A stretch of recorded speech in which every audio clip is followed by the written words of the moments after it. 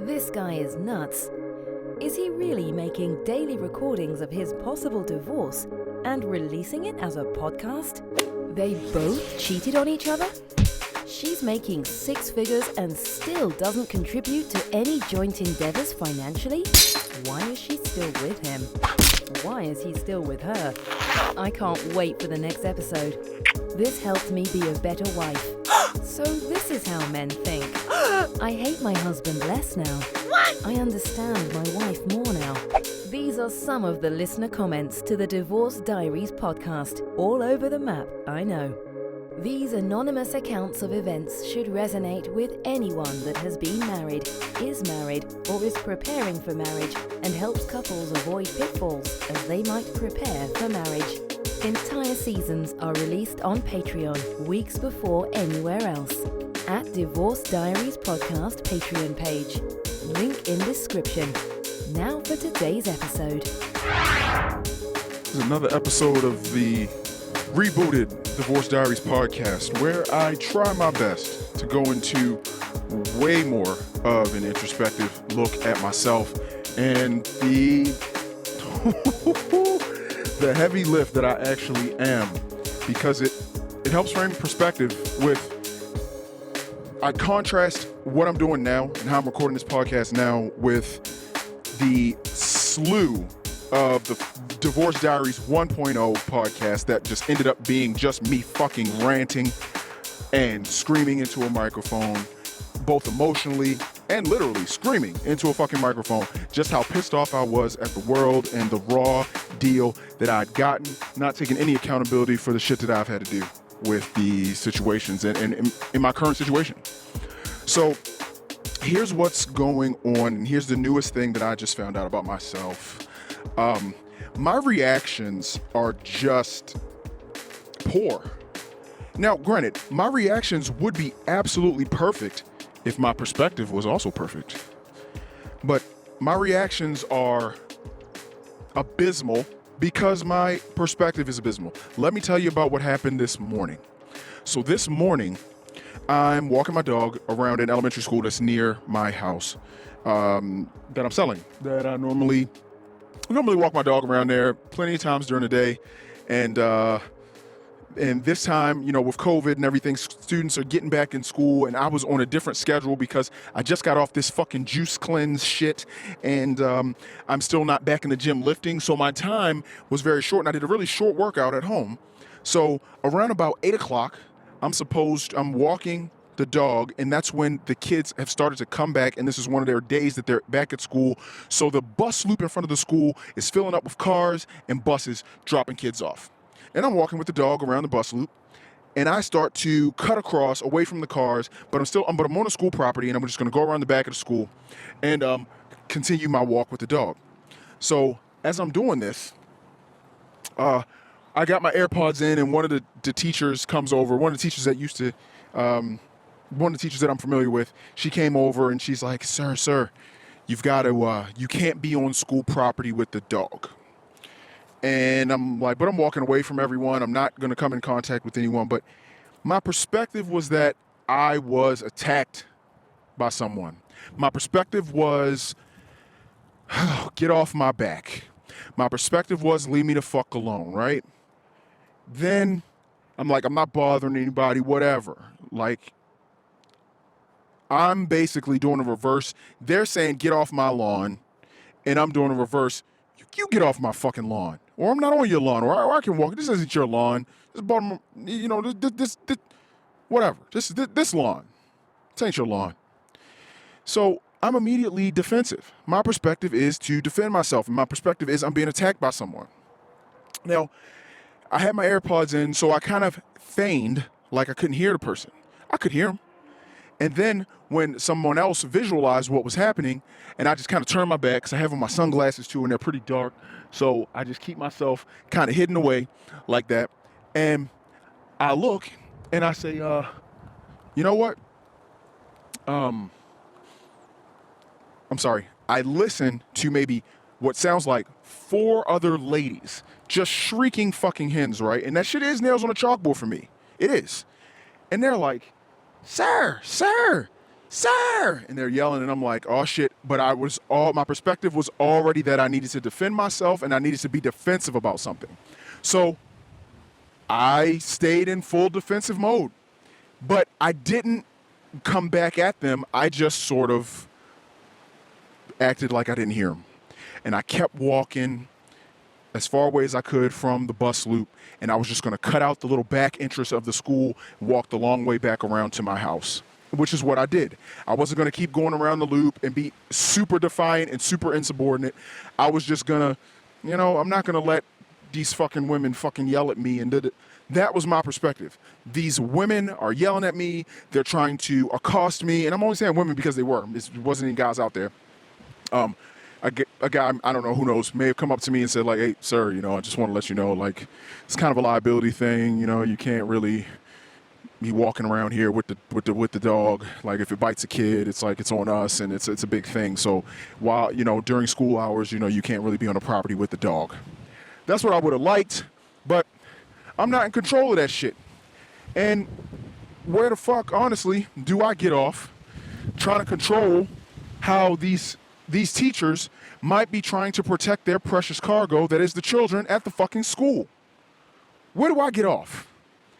What arrogance do I have in my perspective where I think that, well, whatever the fuck I do is right and whatever you do is wrong? So since this is the rebooted Divorce Diaries podcast, I'm just being way more introspective, and I'm like, I look at myself in so many ways now, and I'm like, this is not acceptable. Like, dude, where do you get off? Why do you look at it like that? The perspective I should have had, because I called my wife, actually. I called her and I said, hey, I need to tell you what happened, and I need to know what you think, because I need to know if I was a little bit off base, and was my perspective off, should I have done something differently? I tell her the whole story, and as I'm telling her the story, I say, I guess I could have kind of said, hey, okay, sorry about that, I didn't know, and just kind of make my way back. And she's like, yeah, you could have done that, and you should have done that.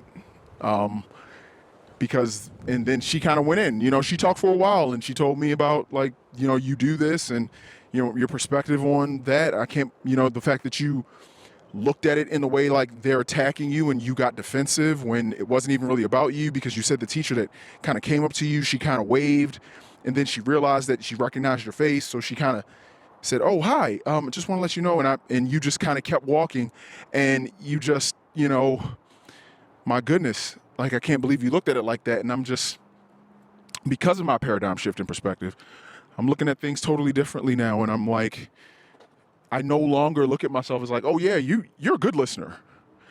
My paradigm shift and how I look at myself now, I'm a bad listener. I'm not an active listener. I listen to respond. I don't listen to understand.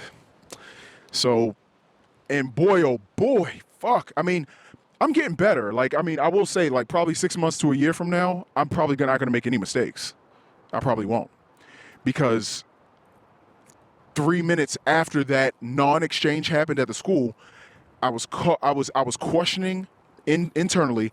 I was questioning my handling of a situation, because normally, if that person would have said, "Hey, sir," and they're yelling at me, I'm like, "What the fuck? Stop! You don't have to yell. I can hear you. Why don't you just speak like a human?"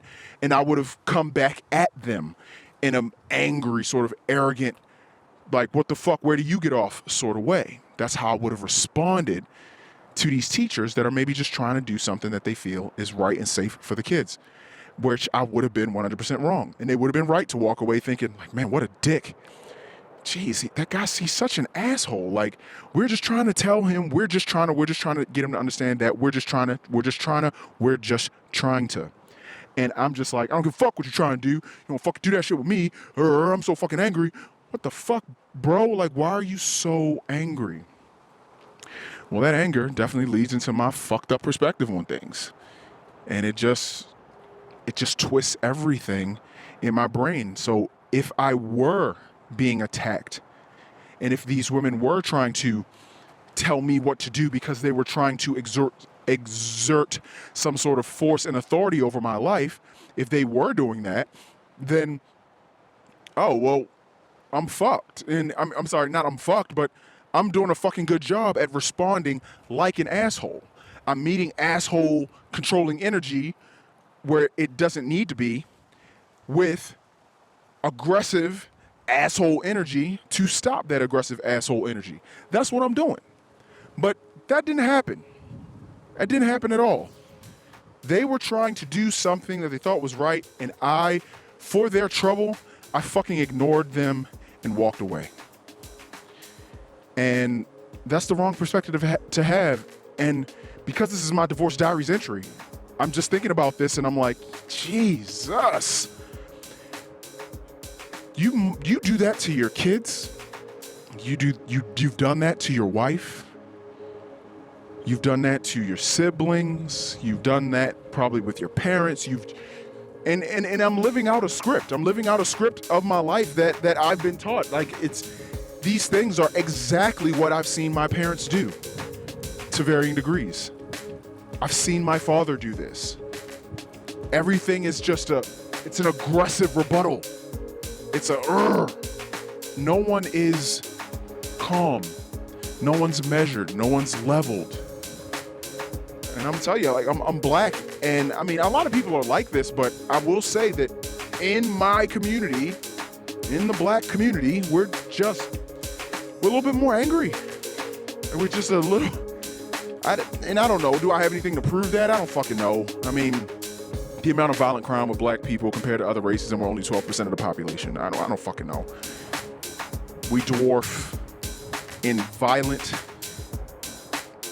crime, both murder and assault, and we're only 12% of the population, and we dwarf everyone else in occurrences and crimes. So it's something that I can't get away from, that I need to really fucking go easy. Take my time. I gotta go easy and just chill the fuck out, bro. Because you might be more of a cause of you considering getting a divorce than you fucking realize. Get your shit together.